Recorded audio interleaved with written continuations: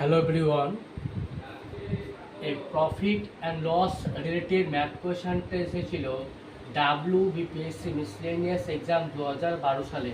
কোয়েশ্চেনটা হলো a trader has retained 20% excess price on a saree but while selling it gives it 5% discount, so profit is আমার যেটা বলেছে যে 20% excess the price on saree, ওর যে price ছিল Real যে কস্ট প্রাইস ছিল কি হয়েছে কস্ট প্রাইস থেকে 20% এক্সেস প্রাইসে লিখেছে।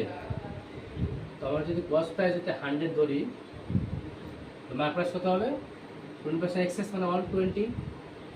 তবে সেলিং প্রাইস কত হবে, ডিসকাউন্ট সবসময় কত হয় সেলিং প্রাইসের উপর হয়, তো সেলিং প্রাইস হচ্ছে 120 কিন্তু কত হবে 5% ডিসকাউন্ট 95/100।